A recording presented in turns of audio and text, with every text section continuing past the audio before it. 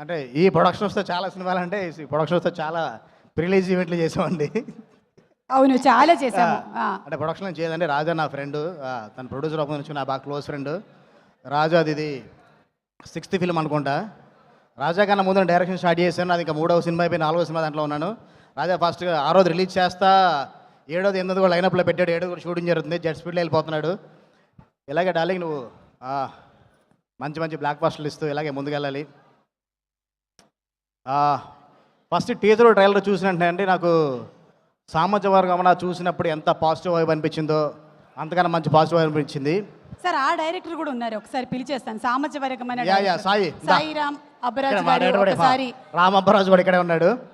సామజవర్గమైన మంచి అది ఎంటర్టైనర్. రిలీజ్కి ముందు రాజా ఎంత హ్యాపీగా ఎంత జోష్లో ఉన్నాడో కరెక్ట్గా ఈ కేరామ్ రిలీజ్ ముందు కూడా అంతే జోష్లో ఉన్నాడు రాజా. అసలుకి ఎప్పుడు ఫోన్ చేసి డార్లింగ్ కొడుతున్నావు, గట్టి కొడుతున్నావు, సామాజిక వర్గంలో కానీ గట్టి కొడుతున్నావు అని అదే పాజిటివ్ వైబ్లో ఉన్నాడు. డెఫినెట్గా ఇది దీవాళికి రిలీజ్ అయ్యి పెద్ద హిట్ అవ్వాలని కోరుకుంటున్నాను. అలాగే కిరణ్ బ్రదర్, అంటే మీ జర్నీ మామూలు జర్నీ కాదు. ఎక్కడ ఏ సపోర్ట్ లేకుండా ఇండస్ట్రీకి అలాగే మీరు కూడా వచ్చి ఇలా నిలబడి మిమ్మల్ని చూస్తూ ఉంటే నాకు రవితేజ గారు, నాని గారు గుర్తొస్తూ ఉంటారు. ఈడియట్ చూసినప్పుడు రవితేజ గారు ఒక ఎనర్జీ చూసి ఫిదా అయిపోయాం. అలాగే భలే భలే మగాడు వేసి సినిమా చూసినప్పుడు నాని గారి ఒక ఇంత ఎనర్జీ ఉంది నాని గారు అనుకున్నాం. తర్వాత మళ్ళీ ఇప్పుడు కేరామ్ టీజర్ ట్రైలర్ చూసిన తర్వాత కిరణ్ అబ్బవరమేనా ఇది అని ఒక చిన్న షాక్ అయిన బ్రదర్ నేనైతే కనుక. అంటే అప్పటి వరకు మీ సినిమా జర్నీ వరకు ఈ సినిమాతో డెఫినెట్గా మీరు ఇంకా నెక్స్ట్ లెవెల్కి వెళ్తారు. అంటే ఇంత ఎనర్జీ ఎక్స్పెక్ట్ చేయలేదు మీ దగ్గర నుంచి. అంటే ప్రతి ఫ్రేమ్లో ఎనర్జీ అసలు మెయింటైన్ చేయడం మామూలు విషయం కాదు. డెఫినెట్ నాని గారిలాగా రవితేజ గారిలాగా మీరు కూడా చాలా పెద్ద లీగ్లోకి వెళ్ళాలని మనస్ఫూర్తిగా కోరుకుంటున్నాను.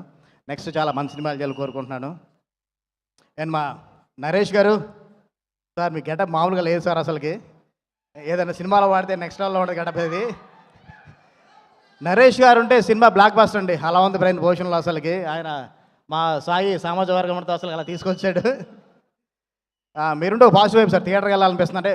అంటే మీరుంటే ఓవర్సీస్లో కూడా టికెట్లు తెగుతున్నాయి అంటే ఆ రేంజ్లో ఉందన్నమాట.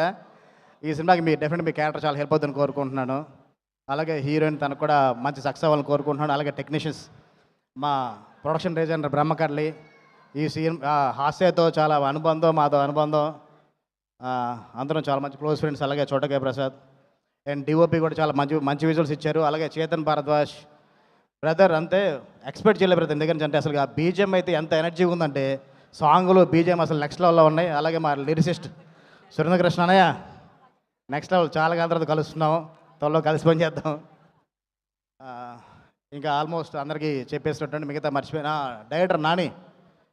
నాకు ఫస్ట్ కథ విన్నప్పుడు అండి మన ప్రసాద్ గారు మా ప్రొడక్షన్ డిజైనర్ బ్రహ్మ గారు ఫస్ట్ కథ విన్నారు ప్రొడక్షన్లో మన రాజా. తర్వాత అందరు టెక్నీషియన్స్ విన్న తర్వాత నాకు మా బ్రహ్మకర్లు ఒకటే మాట చెప్పాడు. డార్లింగ్ కథ ఏంటంటే మన హరీష్ గారు కథ చెప్తుంటే ఎలా ఉందో అంత ఎనర్జీ చెప్పాడు డార్లింగ్. అసలు మాడ్యులేషన్ ఒక్కొక్కరికి క్యారెక్టర్స్ కూడా మాడ్యులేషన్లో చెప్పాడని చెప్పాడు.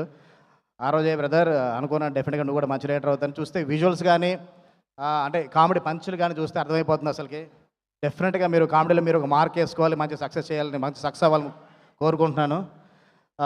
దీపావళికి అన్ని సినిమాలు వస్తున్నాయి. అన్ని సినిమాలతో పాటు మా సినిమా చూడండి, 1-2 సార్లు చూడండి, పెద్ద సక్సెస్ చేయండి. Thank you so much. Thank you sir. అలాగే డైరెక్టర్ సుబ్బు గారిని కూడా ఒకసారి స్టేజ్ మీదకి